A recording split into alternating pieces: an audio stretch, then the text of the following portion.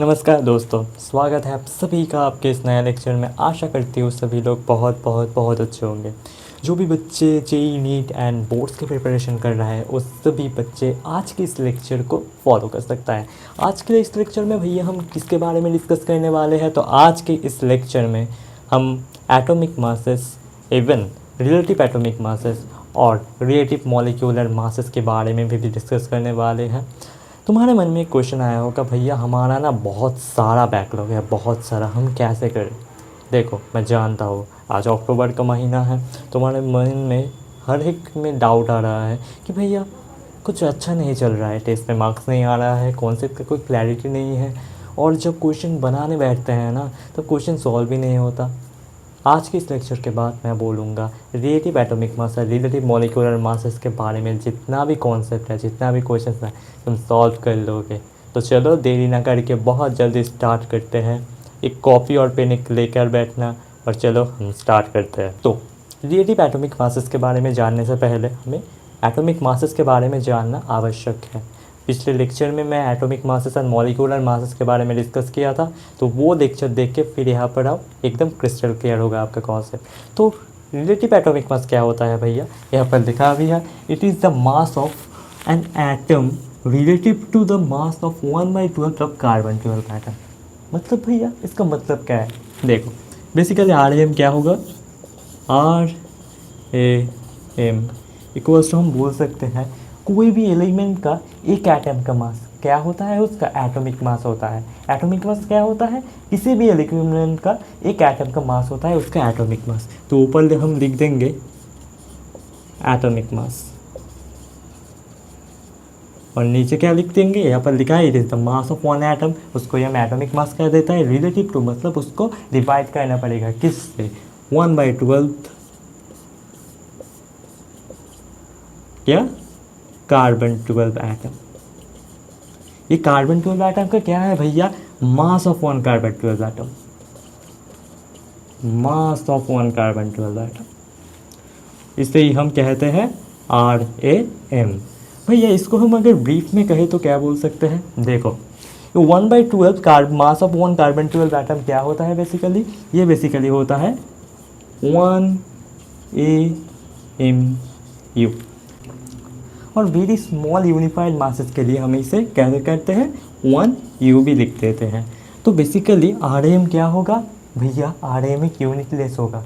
क्यों भैया, देखो हम एटॉमिक मास को कैसे रिप्रेजेंट करते हैं, अगर एग्जांपल लिया किसी भी एलिमेंट का, मान लेते हैं एटॉमिक मास होता है 65U, ओके, इसका हम क्या निकालेंगे, आर एम निकालेंगे। तो 1/12 कार्बन 12 एटम क्या होता है बेसिकली, 1 AMU होता है और 1 यूनिफाइड मास होता है।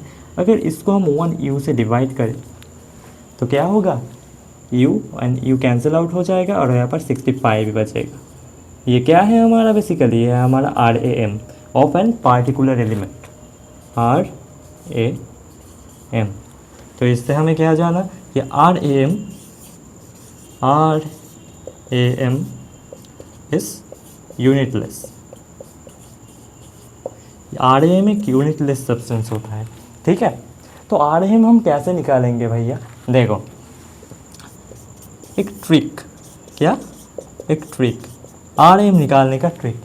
देखो RAM निकालने के लिए, RAM निकालने के लिए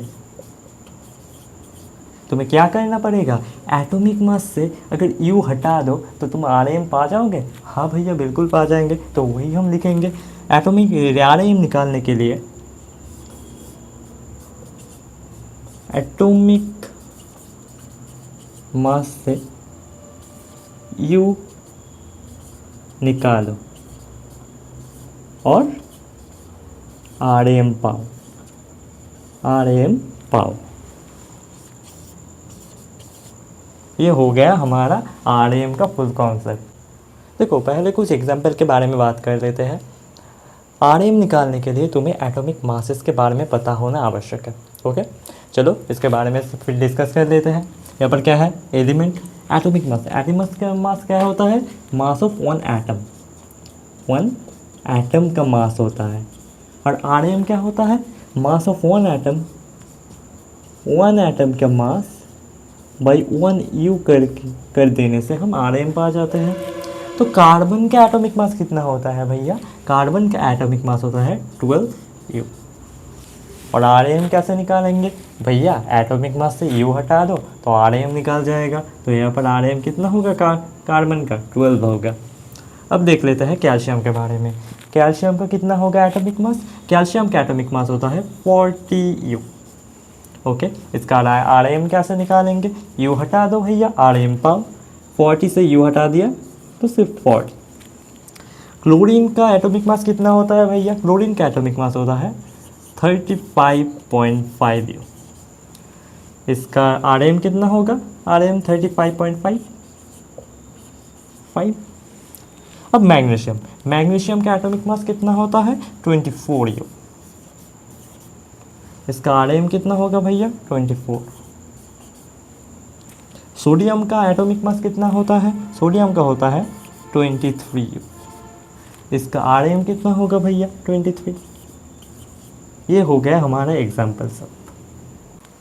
तो आ जाओ अब हम रिलेटिव मॉलिक्यूलर मासेस के बारे में डिस्कस कर लेते हैं। देखो, रिलेटिव मॉलिक्यूलर मासेस क्या होता है, इससे पहले हम जान लेते हैं मॉलिक्यूलर मासेस क्या होता है। पिछले लेक्चर में मैं बोला था, फिर एक बार बोल देता हूँ। एक से अधिक एटम एक साथ जुड़ के क्या तैयार करते हैं? मॉलिक्यूल तैयार करते हैं। और एक से अधिक एटॉमिक मास जुड़ के क्या तैयार हो जाता है? मॉलिक्यूलर मासेस तो यह तैयार हो जाता है। तो यहीं पर भी वही कर देते हैं। ये क्या लिखा है यहाँ पर? रिलेटिव मॉलिक्यूलर मास क्या होता है basically? It is the mass of one molecule of any species. मतलब एक मॉलिक्यूल का मास होगा with relative to the mass of 1 carbon 12 of any atom. Okay, 1 carbon 12 of 1 carbon 12 atom. 1/12 of 1 carbon 12 atom कितना होता है भैया? ये basically होता है 1 AMU और 1 U होता है। तो Rm हम क्या बोल सकते हैं? उसका फॉर्मूला RMM इक्वल्स टू हम बोल सकते हैं मॉलिक्यूलर मास किसी भी स्पीसीज का बाई 1 यू। 1 यू बेसिकली क्या होता है? 1/12 ऑफ 1 कार्बन 12 एटम का जो मास होता है वही हम 1 यू बोलते हैं। ओके, तो ये हमने कर लिया। ये बेसिकली क्या होगा? देखो, RMM इज यूनिटलेस। इसका कोई भी यूनिट नहीं होगा रिलेटिव एटॉमिक मास की तरह। और Rm निकालने के लिए हमें क्या करना पड़ेगा? RMM निकालने के लिए MM से मतलब मॉलिक्यूलर मास से MM से U हटा दो और RMM पाओ।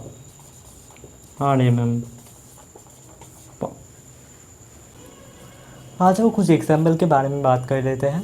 यहाँ पर क्या लिखेंगे? मॉलिक्यूल है, यहाँ पर एक से अधिक एटम जुड़कर बना है। यहाँ पर लिखा है मॉलिक्यूलर मासेस और यहाँ पर लिखा है, लाइट की वजह से नहीं दिख रहा है, पर यहाँ पर लिखा है RMM, मतलब रिलेटिव मॉलिक्यूलर मास हमें निकालना है। ओके, तो मॉलिक्यूल दिया है यहाँ पर लिखा है MM। इसको हम कैसे लिखेंगे? मॉलिक्यूलर मासेस कैसे निकालेंगे?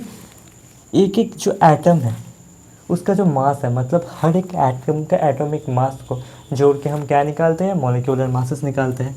यहाँ पर भी कैसे निकालेंगे भैया? देखो, कैल्शियम है, कैल्शियम का एटॉमिक मासेस कितना होता है? 40 प्लस इखाने लिखा है देखो OH। ऑक्सीजन का कितना होता है भैया? 16 प्लस हाइड्रोजन का कितना होता है भैया? 1। इतना है, यहाँ पर 2 है, मतलब 2 से हमें मल्टीप्लाई करना पड़ेगा इंटू 2। मतलब ये कितना हो गया? 40 प्लस 17 इंटू 2 34। तो ये हमारा हो गया 74 यू।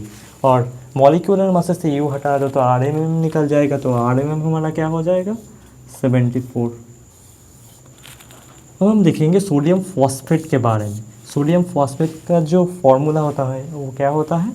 Na3PO4। क्या होता है? Na3PO4, मतलब 3 सोडियम होता है और PO4 होता है। ठीक है, अब देखेंगे इसको हम कैसे निकाल पाएंगे। सोडियम का एटॉमिक मास कितना होता है भैया? सोडियम का एटॉमिक मास होता है 23। यहाँ पर कितने सोडियम है? 3 सोडियम है, तो हम यहाँ पर लिखेंगे 3 × 23 प्लस यहाँ पर एक ट्रिक निकालेंगे। इसको बेसिकली कैसे निकालेंगे देखो, H3PO4 का मास कितना होता है, इस मॉलिक्यूल का मास कितना होता है 98 यू होता है। ओके, मैंने एक ट्रिक लगाया, मैंने क्या किया, इस H3PO4 में से इस H3 को निकाल दिया। इसका मास कितना होगा भैया, इसका तो 3U होगा क्योंकि 3 हाइड्रोजन है। मतलब 98 में से अगर मैं 3 हटा दूँ तो वो 95U बनेगा। और वो 95U किसका मास होगा? 95U होगा PO4 का मास। मतलब PO4 बेसिकली क्या हो जाएगा 95U, 95।